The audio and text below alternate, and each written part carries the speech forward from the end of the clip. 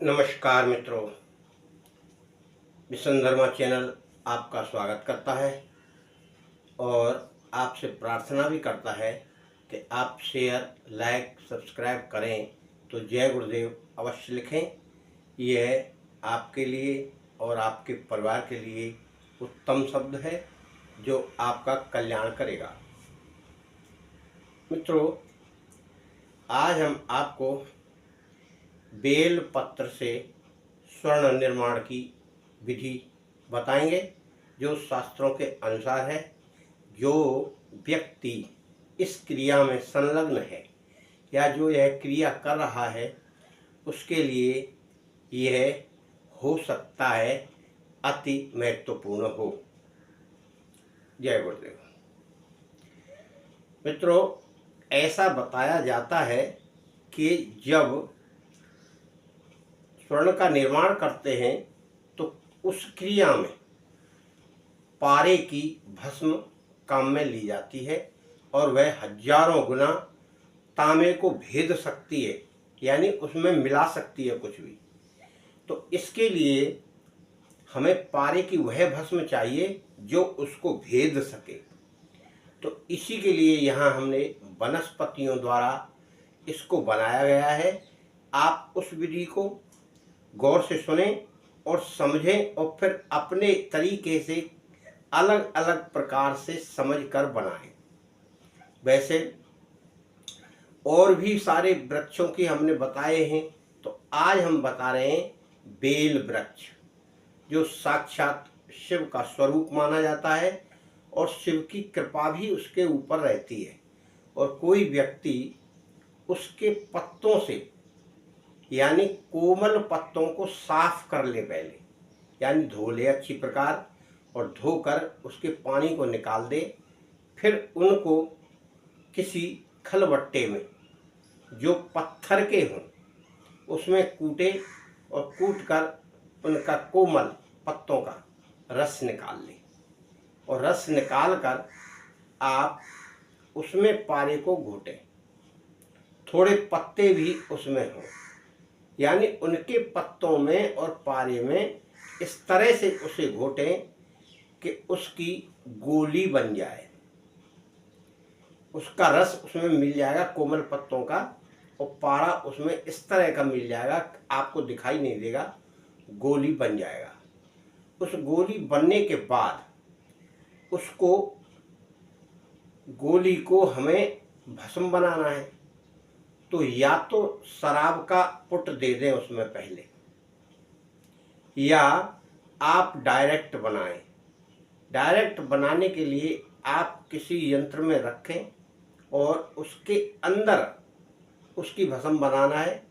किसी वस्तु में, घड़े में या किसी बर्तन में, वैसे मिट्टी का ही उत्तम रहता है, रखकर उसे कपड़ मिट्टी करें। कपड़ मिट्टी करके बहुत ही धीमी कंडों की आग पर उसे चढ़ा दें। कम से कम एक पारे के लिए 6-7 किलो कंडे चाहिए और वह कंडे धीमे धीमे पकें। ऐसा ना हो कि आप उसका ढक्कन सही से कपड़ मिट्टी ना करें और वह भस्म उड़ जाए। यानी टोटल मिलाकर बेल पत्र के पत्तों के साथ बनी हुई वह गोली आपको भस्म बनाना है। और फिर उस भस्म को तैयार करके धीरे से आप उस मटके को खोल लें। खोलकर उसमें देखें, हो सकता है कोई मिट्टी और भी गिरे, परंतु आपको जो गोली बनी हुई है वह गोली आपको अलग करना है।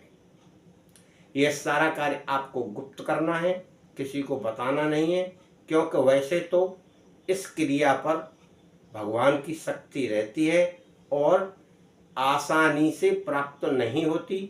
जो भक्ति करने वाला है वह ओम नमः शिवाय का जाप अवश्य करे, घोंटते समय भी करे और उसको अग्नि देते समय भी करे, खोलते समय भी करे। जब भी इस क्रिया को करे ओम नमः शिवाय का जाप उसे करना आवश्यक है।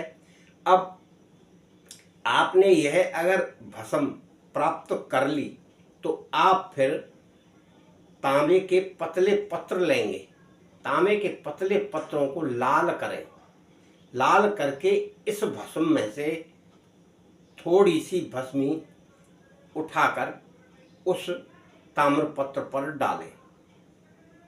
लाल ताम्रपत्र होना चाहिए। अगर यह कार्य करेगा तो तुरंत उस ताम्रपत्र को सोना बना देगा। बाकी आपका भाग्य और आपकी मेहनत और प्रभु शिव जी की आपके ऊपर कृपा होगी। यह शास्त्रों का लेख हमने बताया है, यह क्रिया हमने की नहीं है।